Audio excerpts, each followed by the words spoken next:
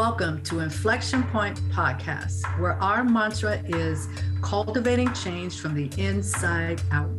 Join your hosts, Anita Russell, Mavis Bauman, and Gail Hunter, as we create a brave space for conversations about racism, personal transformation, and accountability. Conversation provides a means to dive deeply into your thoughts, ideas, and beliefs and examine what emerges in your words, actions, and behaviors. The show is a journey towards anti-racism by cultivating change within yourself first and then out into the world. Learn to engage in racial dialogue using 4 tools: courage, conversation, relationship, and accountability. Discover how truth, reconciliation, and healing can emerge from honest and deliberate conversations. Manifest social change right now on Inflection Point Podcast.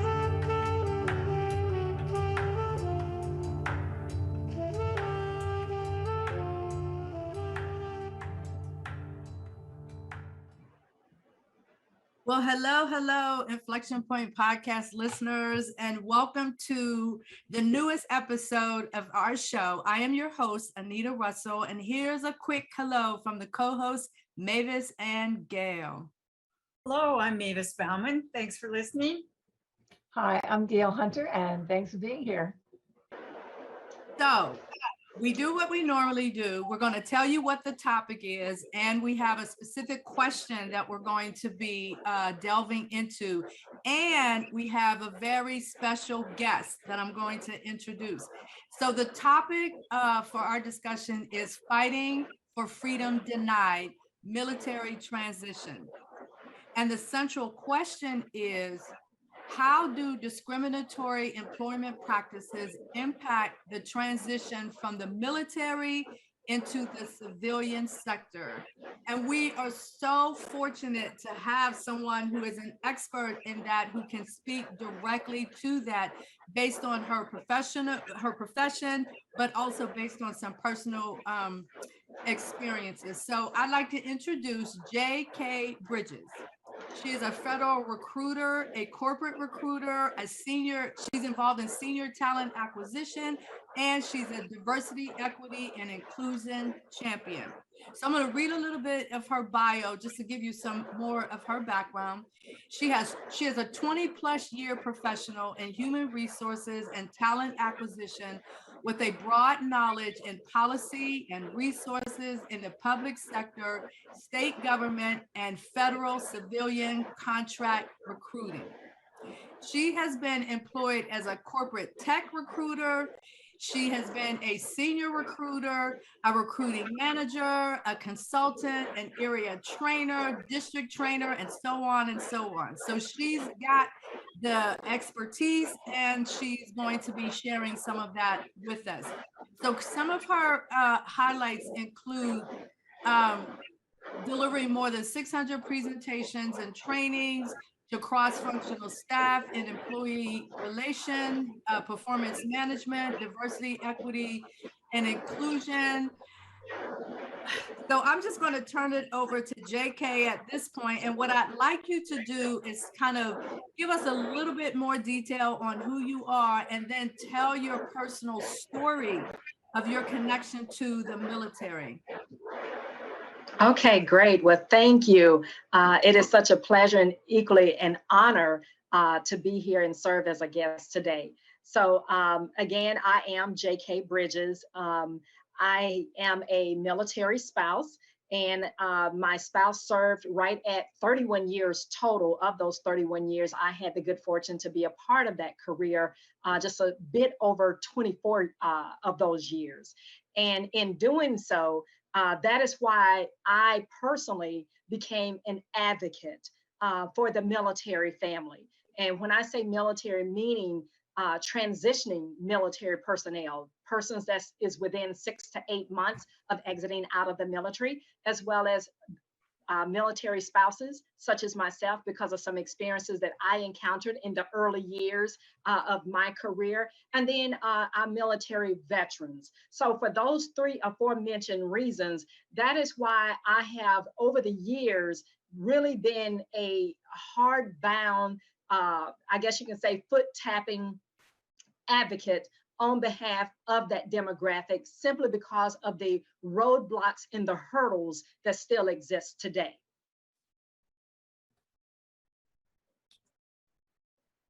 Seems that we're having a little bit of technical difficulties, so I just want to make sure, are you able to hear me okay now? Because it No. seemed like there was Yes, some, I sound do better. not have air conditioning No. or anything going, so you all can hear me perfectly. Now you're fine. You're fine. Okay, Yes. excellent. Yes, excellent. and I hear you well. Hopefully no one is having difficulties hearing me. No, you're fine. You're good. Yeah, Okay, thank yeah, you. it seems like the problem was on my end, so I'm glad we got that resolved.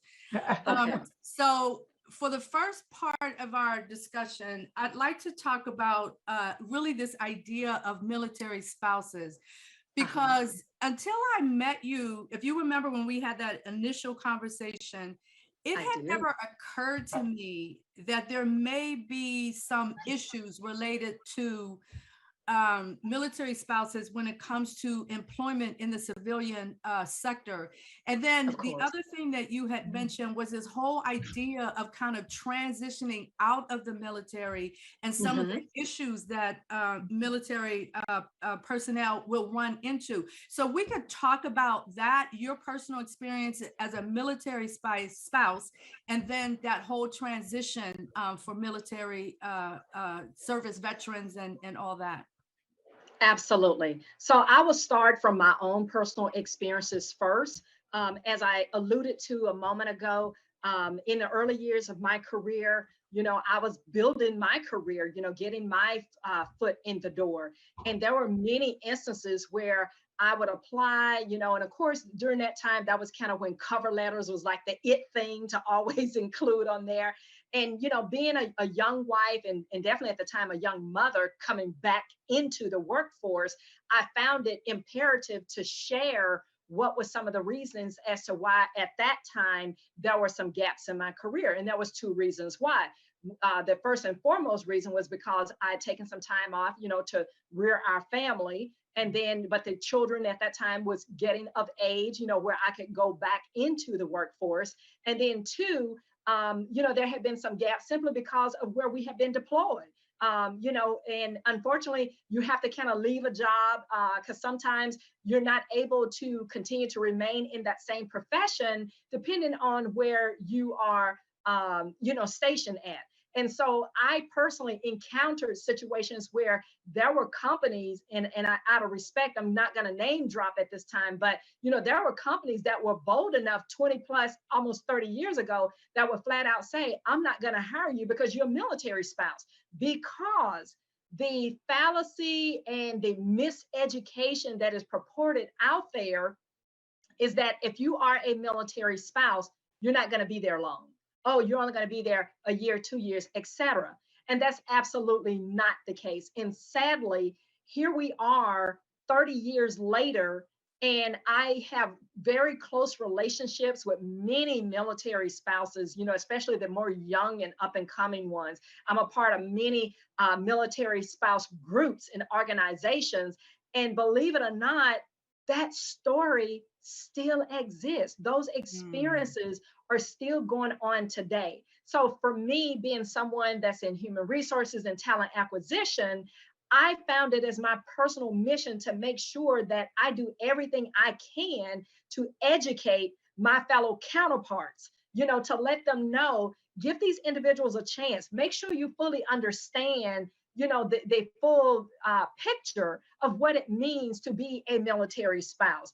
Yes, are there going to be occasions where we as a military spouse will have to uproot and leave? Absolutely. But that is not a sufficient nor a justifiable reason to not hire that individual. Because again, if you're trying to fill that role, the whole purpose of filling that position is hiring the most qualified candidate. And we as military spouses, we're highly regarded. We are educated. We have the skill set.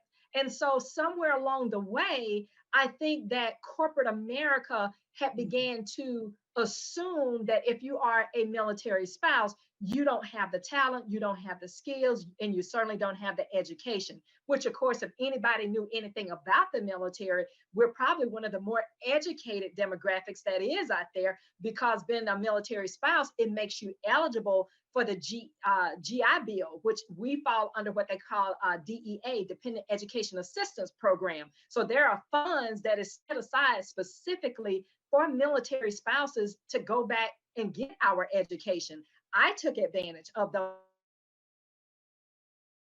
example. Speaking in reference of those transitioning, Anita, transition military is any one person that is within 6 to 8 months of getting out of the what that is that the United States military, no matter what branch of service you're in, they grant you that leeway, what we call a lead period, to allow the individuals to transition into the civilian sector.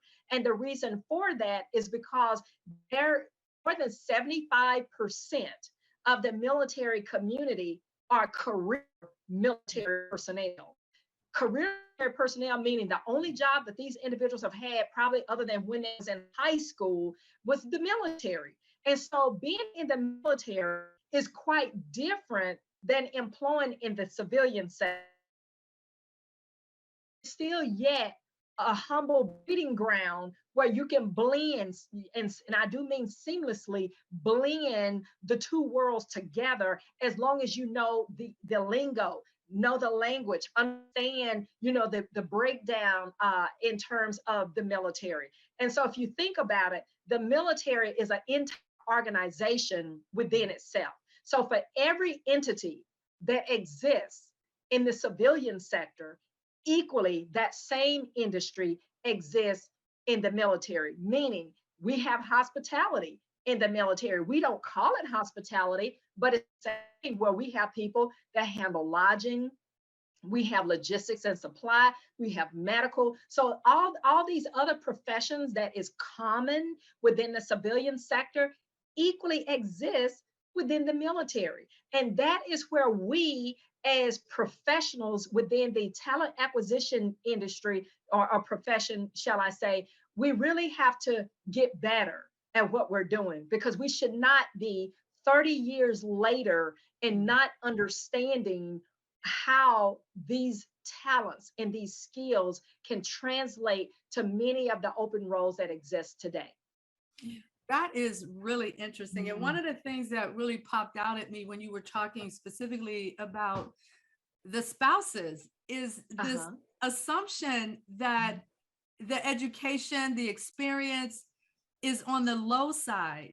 So it made me wonder, what is it about a military spouse specifically that kind of feeds into, or not even about the military spouse themselves, but what is it about the system that kind of feeds into this idea that a person who is a military spouse is, for lack of a better term, underqualified for the type of positions that we may have to offer, but it's based on an assumption of being underqualified. Is it about qualifications? Excuse me, JK. Is it about qualifications or time? Time that the person can time was a big issue. I would have to say, Mavis, and that's a great question.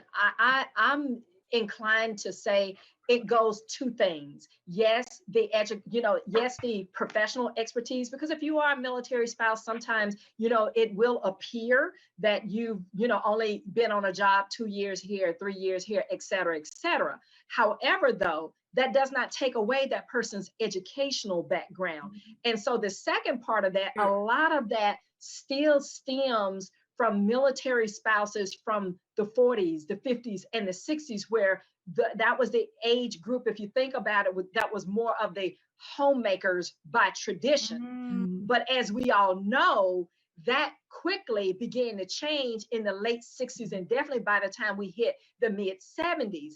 And so unfortunately, for a lot of that good old boy mentality to still exist, sometimes it makes you really beg the question, is that image and is that philosophy still out there intentionally? Because clearly people have to know that we as women, we're no longer just stay at home anymore. Right. That has long ago changed. Not to say that that doesn't still exist, but I'm a classic example. My husband and I, we made the mutual decision that, I would be home 5 to 6 years with our children for more reasons than one. And then I returned to the workforce, and I've been in the workforce ever since. So there's many other individuals that choose to do the same thing or something similar. I've known for some wives, they'll wait until the children is a little bit older, 7, 8, even 10 years old. But in the meantime, they were still doing quality things that is a skill set, such as, number one, you're maintaining a household. So you're the CEO, you're doing bookkeeping, you're paying the bills, you're handling accounting, you're doing supply logistics, because you're having to coordinate going to the grocery store and get the meals and prepare the meals. All those things fall under there. But in addition to that, we are still doing things outside the home. For instance, we're doing a lot of volunteer work at our children's schools where we're part of the PTA. Now, these are skills that is easily available and able to be incorporated into a resume.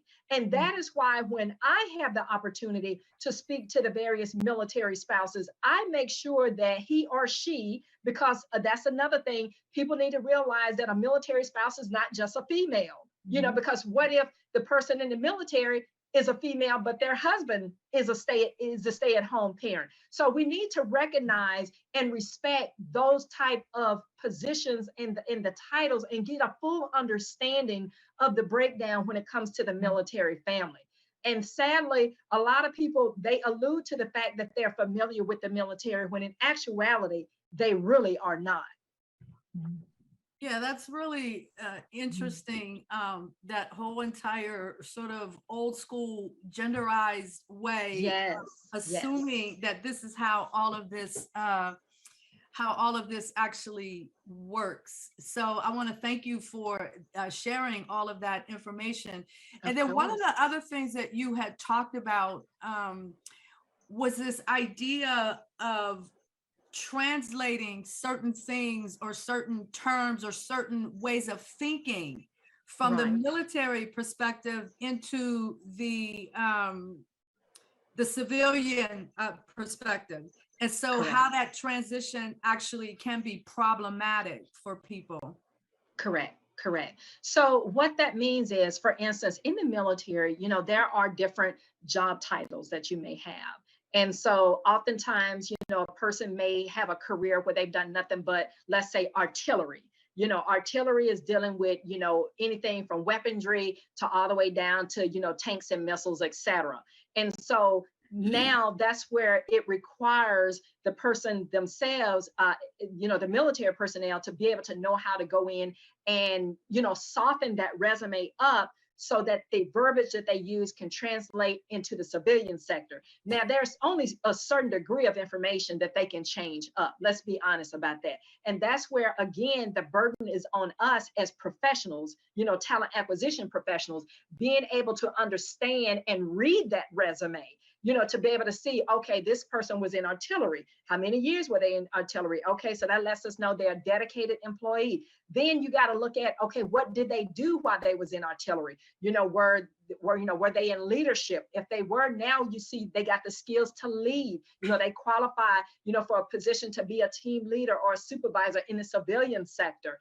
And then not only for that, this person, had great accountability, meaning they had a lot of responsibility that fell for that. They had to be organized, and the list just goes on and on. So when you really think about it, that's where it goes back to say a person really need to take the time to really understand the different professions that exist within the military community that is equal or equivalent to what exists in the civilian sector. And the last example that I will give is lodging. Oftentimes in the military, we use the term lodging. Lodging is basically another term for us. If we was in the civilian sector, that would equate to hospitality, meaning like hotels. So if a person wanted to apply, let's say with a job of Hilton or Hampton, etc., now they can take that same skill set that they did in the military and be able to apply for those same roles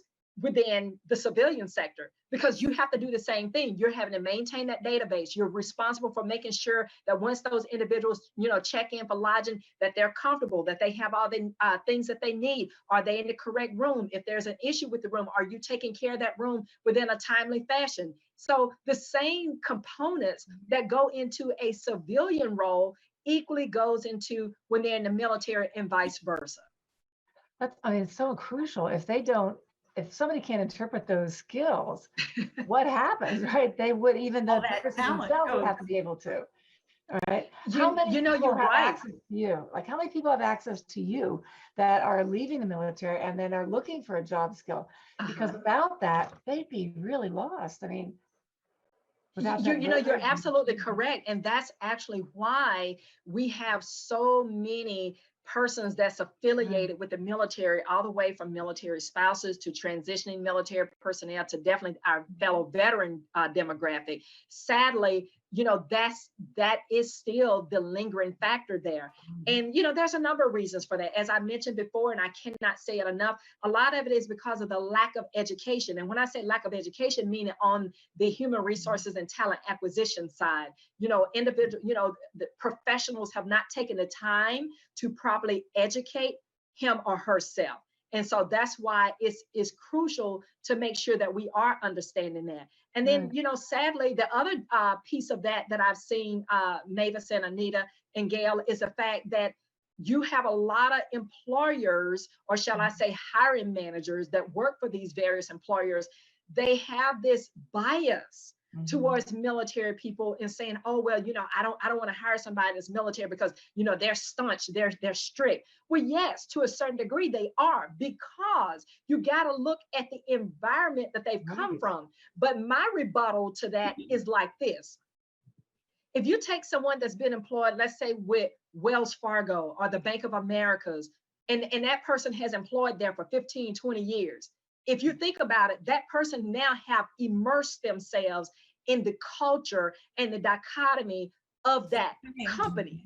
So if they opt to leave, let's say because of a layoff or whatever the case may be, and now they go employ with another organization, and let's say now they're suddenly with Verizon, I'm just throwing a name out there, then don't you think that they're going to probably take some of that same mindset from what they learned at Wells Fargo and Bank of America over with them to Verizon? And so the same thing with the military. And sadly, the military, for some reason, tend to scare people. And then the third and final reason, then I'll hush a little bit, is that, the military has gotten a bad reputation because of PTSD. But again, my fellow colleagues, that's where I do my best to educate them and let people know that even though some of those individuals may have that diagnosis, you cannot hold that against them, because that's basically a form of discrimination, because PTSD protects them under U.S. labor disability laws. So you have those things like that where people need to really properly educate his or herself and not necessarily withhold an individual at bay, all because of the things that he or she don't know. And when I say he or she don't know, I'm strictly referring to, the talent acquisition community. Yes, most people meeting somebody wouldn't even know that they may have PTSD. And so, but you're right, it gives that fear that what does that mean and how is that going to play out if we hire this person? And it really is needed. What's needed is more education. That's right. Of course. And then again, it's the assumptions that's made, because, not to say that many of our military personnel don't suffer from PTSD, and PTSD is indeed something very serious that we do have to take, into account, but it's not something that will hold a person back from successfully doing his or her job.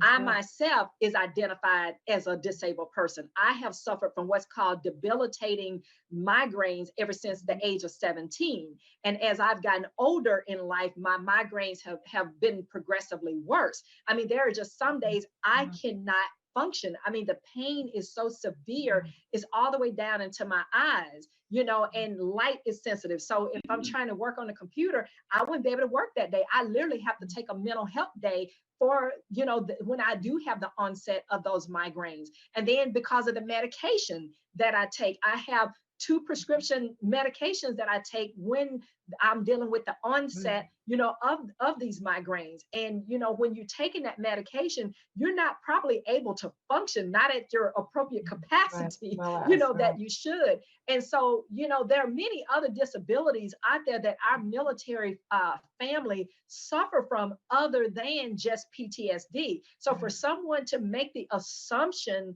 that all persons within the military suffer PTSD, that is just wrong within itself.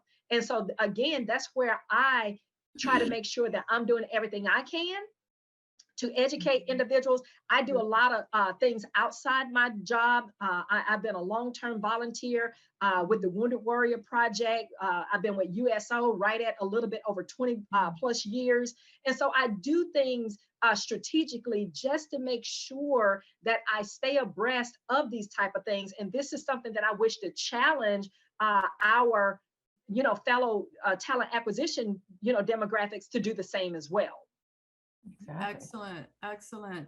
Yeah. So can you talk, we have just about 2 more minutes or so before we go to break, but can you talk a little bit about sort of that dichotomy? You had mentioned this term, dichotomy of cultural indoctrination, and just sort of looking at one of the recurring problems in corporate America, just in general, is discrimination and racism.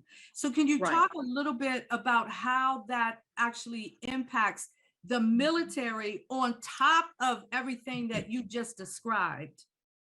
Wow, that is a loaded question. And one of the clear examples that stand out with me is when I was with Microsoft, I had a fellow colleague. He had served in the United States Air Force, and we was all just kind of having a general conversation with some people, nothing non-work related. And anyway, the individual automatically assumed that he was what they call a foot soldier, meaning he was just out on the field. He didn't do anything. But in actuality, this individual had actually promoted and worked his way up the ranks. And, he was actually, more on a higher end of the totem pole. So you have those type of assumptions that's equally made, within the military demographic. And that's what I meant when I say you got that good old boy, mindset, that dichotomy that exists, especially oftentimes more so when it comes to persons of color. People often assume that the best that a person of color can do in the military is be what they call, a foot soldier, or a grunt. Those are, kind of like common or civilian terms that's used, but they're all the time not the most appropriate, and it's definitely not complimentary, when you say it in that regard. Or accurate. Excellent. So we're going to take a quick break, and when we come back, we'll continue along those lines, and then we'll dig a little bit into diversity, equity, inclusion, and that work that you do from that military perspective. Sure.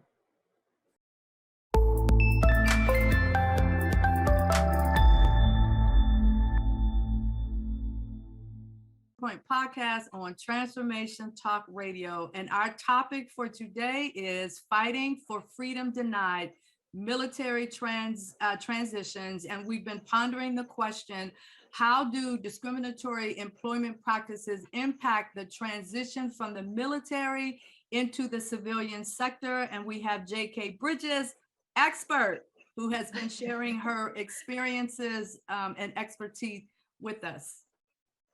So J.K., if you could just kind of jump into what we were talking about, the issue of racism and discrimination from that perspective, and you were sharing a little bit. So if you could finish out that, and then we'll move on from there.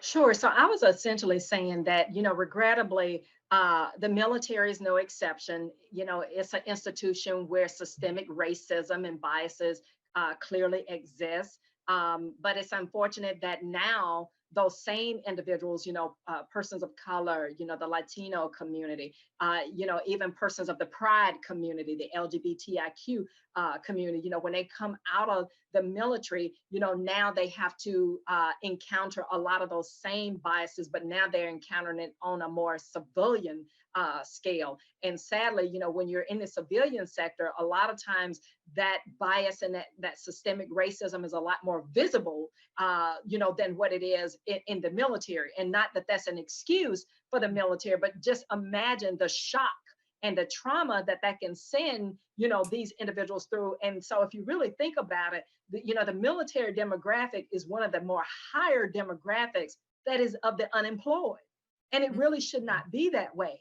Now, I would be the first to say, can we hire every single person, that's in the military? Probably not, because there are some people that don't want to even have anything to do, with the government. Like I'm in the federal space with what I do in corporate recruiting.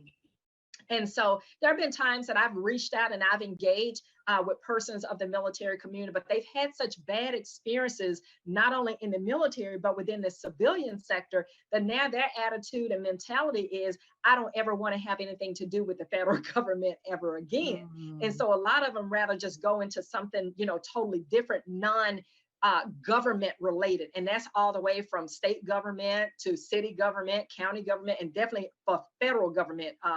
Again, a lot of them just don't want to have anything to do with it because they have been, treated so poorly and so underappreciated that they just choose not to even delve into that arena again. And so for me, I just wish to implore to our listening audience that if you are in a position of authority, if you are in a position of talent acquisition and human resources, if someone within the military community, and I've already educated you of the 3 demographics that constitute military, if someone in that demographic reaches out to you, please, I urge you, be a little bit more sensitive to them reaching out, because I can guarantee you that if they're reaching out to you, you're probably what they're perceiving as their last resort. They've probably reached out to so many others that, everybody else have turned their backs on them. And I just think it is utmost behooving that for these individuals that have laid their lives on the line for us, and then now we as a society have to come back and treat them in such a, disrespectful way. I think that's the least that we can do to them, is give them a little bit of our time. Yes. So what if it takes 5 or 10 minutes more of your time? It's a conversation. That's what you're paid to do. So, for me, anytime I reach out to someone on LinkedIn, I always leave my digital, business card, which has my name, my title, my phone number, my email, etc. Because that's what my job is paying me to do, to network. And then I'm just a natural networker by design anyway. Mhm. Excellent. Mavis, did you have a question? I just, questions and a thought. I was just thinking about how many perceptions and assumptions are involved in this whole ecosystem. Sad but true. I would have thought that a military, ex-military person would be a great hire because of the discipline. Right. Probably because of my background in banking or something. And I'm thinking about the perceptions of the spouses and so on. And it's old school. I remember, stay-at-home wives not being able to get a job because of the time frame thing. But of again, course, there's all these assumptions around each person. And then, I think I mentioned to you that my nephew-in-law just left the military, and I called him quick before this talk to see what had happened to him. I helped him write his resume. I pumped him because, it was a tough time. But I said, I wish you could have met this lady, 6 months ago.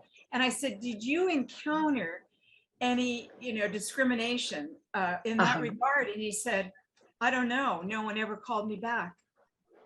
Oh, wow. How unfortunate. Yeah. So when you went to these, private organizations that were right up his alley, he did not get return calls. He finally networked with someone he knew, and he's happy and all that. but you know, I just thought, isn't that strange That's that no one bad. even have the courtesy for a veteran to reply? Right, You know, who right. are we that we treat our veterans that way? No. So that You was know, my yeah, his story, Yes. Mavis, is a common one. Mm. And I've heard it from so many aspects. And for me, you know, I have a deep rooted passion when it comes to the military. I myself, I grew up as an Army brat. My father, like my husband, served, you know, his country faithfully for 30 odd years. He's of the Vietnam, you know, veteran era, you know, and then again, like I said, I'm a military spouse. I got brothers that served in the military. I got one sister that served in the military. So I Wow. come from a very strong and indoctrinated military family. And I myself will probably be the most passionate non-serving military person that you would ever meet, because I always desired to join the military, but regrettably, I was born with a congenital heart condition. So because of that, I was not medically, you know, eligible to join the military, but I actually tried on 3 separate occasions. You know, that's how loyal, you know, and how devoted that I truly wanted to you know, join and give my service, you know, to our country. But for me, once I recognized that that was not an option for me to serve in that capacity, I chose to serve in a different capacity. And that is why I have always, you know, done all of the volunteer work, you know, that I have done with the 2 different aforementioned organizations, you know, the Wounded Warrior Project and the USO. And then in addition to that, you know, I just do a lot of things on my own in terms such as what we're doing now, speaking about this kind of stuff, because sadly, these are a lot of the things that no one ever once told. I But for had no me, idea this was going on. yes, Right. Yes. it's more rampant than what people wish to give attention to. And, you know, I remember seeing something probably a few months back on LinkedIn where this young lady, someone had made a post about Amazon, and they was talking about how Amazon has literally taken over for hiring veterans. Now, I will say this, I have to raise my hand and tilt my head and give utmost kudos to Amazon, because Amazon has done an amazing job of hiring military personnel, all the way from veterans to transitioning military personnel, and definitely even military spouses.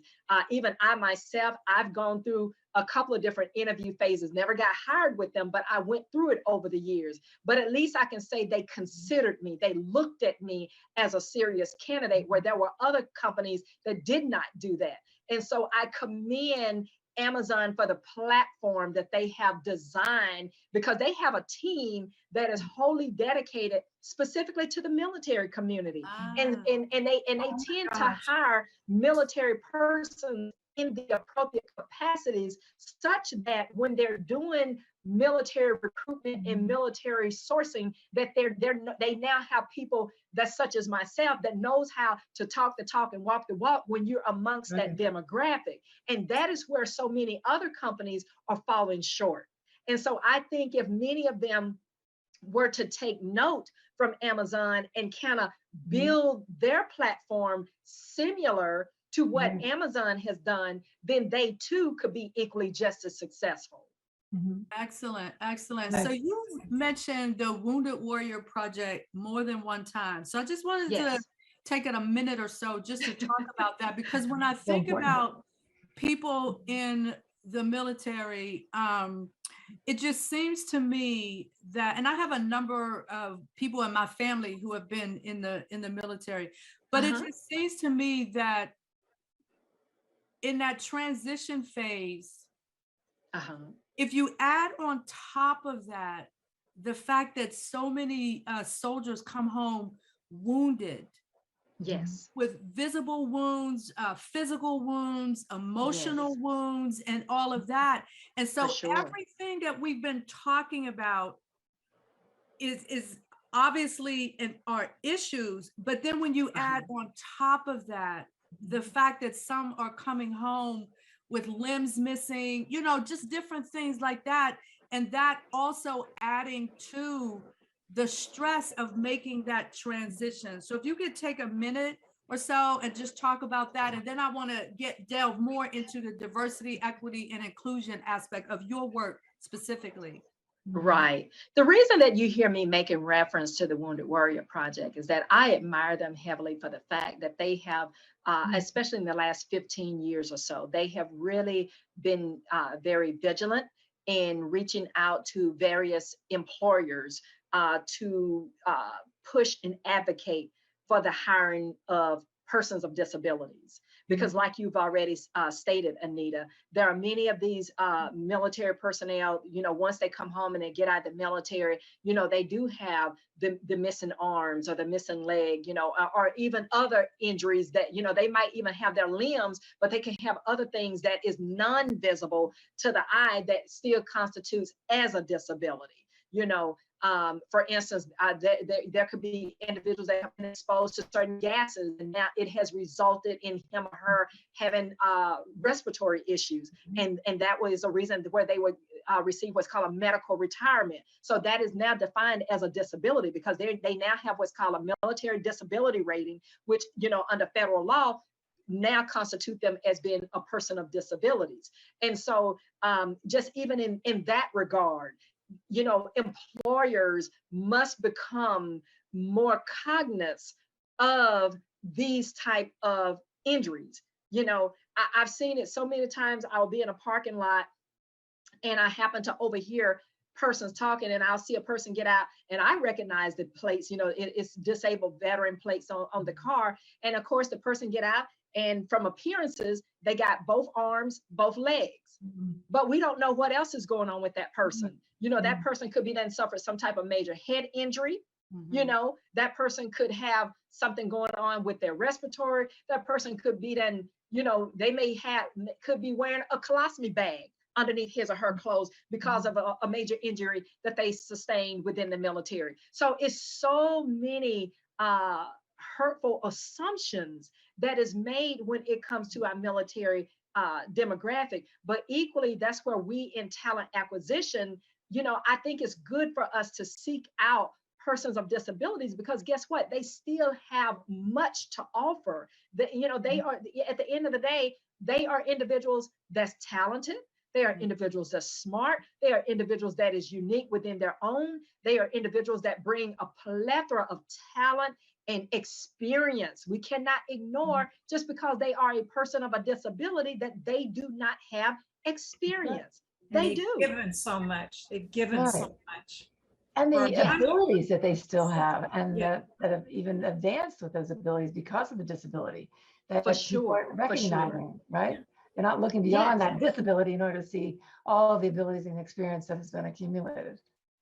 Oh, absolutely. And if it's worth anything, what a lot of employers don't realize is that they're practically leaving money on the table. You know, the other thing, I'm going to go back to Amazon, because I think Amazon is a great example. But a few years ago, you know, a lot of people was criticizing Jeff Bezos for them basically paying zero taxes. You know, well, it wasn't for other things. It was because of the vast number of tax breaks that they was able to get for hiring military personnel. So if other employers was to educate themselves properly behind this, they would see that the federal government has money set aside where you get major tax breaks for hiring a person that's, you know, within, you know, from the military demographic, all the way from a military spouse to, you know, and yes, whether individuals realize it or not, let me just throw this in there.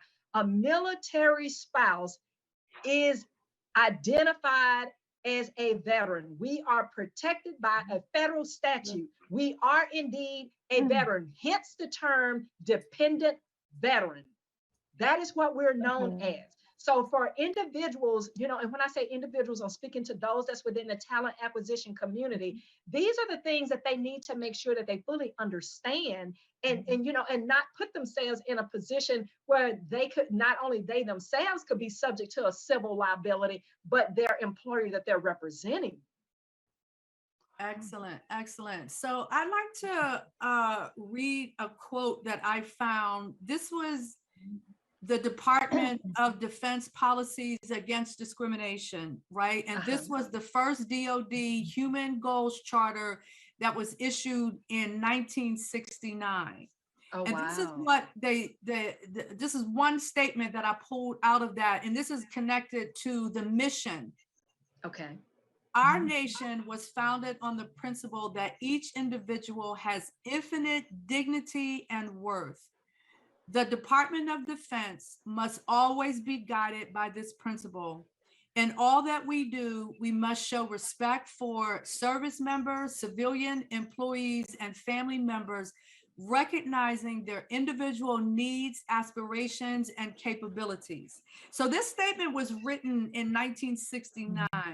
So what I'd like, JK, is if you could comment on that statement within the context of how we are operating today and why diversity, equity, and inclusion is still just as important, whether we're talking the military or we're talking civilian life, because here you are a DEI champion, but you're also a champion for military, military working in civilian sectors and all of that. So if you could make that connection. Well, even though I'm a little bit rusty, I am familiar with that you just read. And the reason that the federal government implemented that policy was just for the very thing that we're talking about right now, is to ensure that individuals that is serving in the military is treated fairly and with utmost respect and consideration. Hence the term consideration.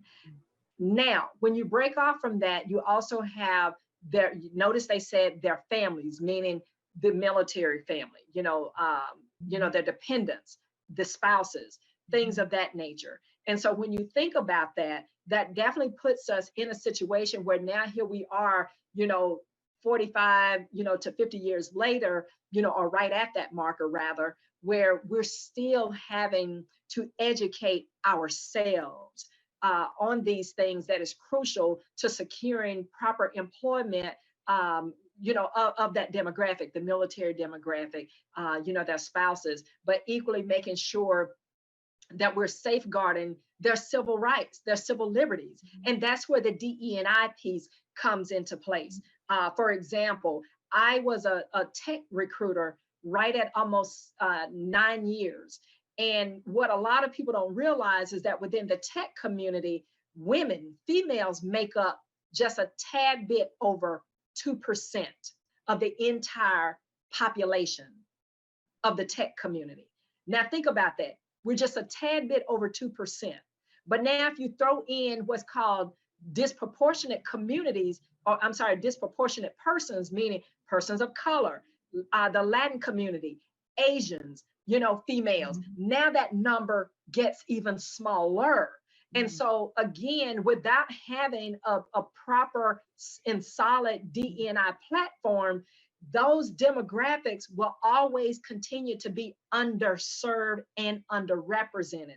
And that's where we as persons within the talent acquisition community, we have to come in and make sure that we're remaining vigilant in doing these things. The company that I was with prior to coming aboard here at Case, they had a DE&I platform, but it really was not very visible until I came aboard. And I was able to, pitch to our, executive management as well as our board of directors and basically educate them. I mean, I literally did, have conversations kind of like what we're having right now, but was able to speak to them from a standpoint and share with them the advantage of us being a lot more visible in the different communities in which we serve, to let them know that, yes, we want to hire persons of immense talents, and we're equally willing to look at disproportionate communities.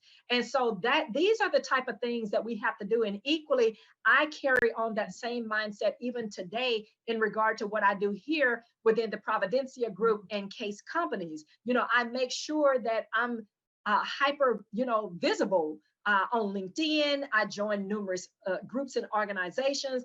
I go out, I do a lot of public speaking, both on behalf of the company as well as things I do independently, that in turn benefits me as well as benefits my employer. Because you have some people that have the mindset to say, oh, well, if my employer is not telling me to do it, then I'm not going to do it. But sometimes we have to educate our employers. And I'm notorious for doing that. I have no doubt. That's wonderful. That's exactly what's needed. Yeah, Yes. it is the education to them at those levels. Wow. Yeah, I had. Oh, go ahead, Anita. Just gonna make. What, did you have a question? You had a question, Mavis, you wanted to ask? Well, just a statement, really. I have never heard of a person like you, JK, with this particular approach to the market. Not like I've been everywhere and done everything, but this seems like such an underserved market. The idea, you know, I was thinking about veterans being homeless. There's no reason that veterans shouldn't be welcomed back with honor, with a home, with a job, with a home loan. Right. So I'm passing your name out. Feel free, please do. Yeah. And you know, and I'm always happy, you know, to help individuals, and to your listening audience, I don't want anyone to think that if they're not military affiliated, that I would not be willing to help them. I'm equally willing to help, you know, anyone. But I will admit my strongest passion is with our military family for all the aforementioned reasons. But naturally, if anyone reach out to me, feel free. I do not mind, Mavis. Give my information out. People can follow me on LinkedIn. I would say connect with me on LinkedIn, but I've already maxed out my maximum number of connections a little bit over 3 years ago. So the best that they can do is follow me on LinkedIn under JK Bridges. Look for the name of Case Company, and that will be me. And like I said, please, you know, follow me. I'm happy to respond to people when they send me emails or, you know, direct messages, and whatever I can do for them, I'm always happy to do so. And I get it. Would I love for them to come and employ here with us within Providencia and Case Company or Case Federal? Of course I would, you know, but I also fully recognize that not everyone is going to be able to employ with us, just like everyone is not going to be able to employ with Apple or Google or Amazon, et cetera, et cetera. And I say all that to say, I think one of the things, and this is kind of talking to our military audience, is that sometimes individuals do have this notion in their head that, oh, I'm military and they just need to hire me. No, it takes a little bit more than that. So now I'm going to talk to that side of things. It does take a little bit more than just being part of the military. You know, there's some homework that they themselves have to do also. In other words, making sure you've properly educated yourself on the company or companies that you are desiring to employ with. What is their culture like? Are they a military-friendly company? You know, things of that nature. Because if they're not a military-friendly company, you can easily tell that by the things that's on their, you know, public posts, you know, their different social media platforms, you know, even the different things that that's out there, you know, just doing your own research. And then Glassdoor has a plethora of reviews on different companies that is veteran and military friendly. So when people don't properly educate themselves, that is the other thing. The second thing that I strongly emphasize to our military, especially our military demographic, is making sure that you have a resume. And I know some people say, oh, well, you know, I don't see the point of having a resume this, that way, or the other. Yes, your resume does make a difference, because here's why. Your resume is what gets you recognized. The resume is what gets your foot in the door. The interview, that's where you sell yourself. The interview is what gets you the job. Now, sadly, a lot of people, the resume is doing what it needs to do. And I tell people all the time, if you're getting the callbacks, if we as recruiters, if we are calling you, your resume is fine. But if it goes no further than that, then you're the problem. And when I say you're the problem, meaning you have not properly prepared yourself for that interview. You have not educated yourself on the background and the depths of what that job is, what all it entails, and you're not good at interviewing. And see, a lot of people think that they can just go in and wing it. And trust me, someone such as myself that's been in the industry 27, soon to be 28 years come October, I can tell if somebody is winging it in an interview or not, versus those that have truly done their homework and knows how to sufficiently answer those questions. So JK, we have to, yeah, we are like totally and completely out of time at this point. And I just wanted to read this one final quote before we totally kick off the platform. So this is a quote that I found. On the battlefield, the military pledges to leave no soldier behind. As a nation, let it be our pledge that when they return home, we leave no veteran behind. And this was Dan Lipinski, an American politician and a political scientist. So I just want to thank you so much for being here. This was like so much information. And I just thank you again. And for all of our listeners, I thank you. And we'll see you next time on Inflection Point Podcast.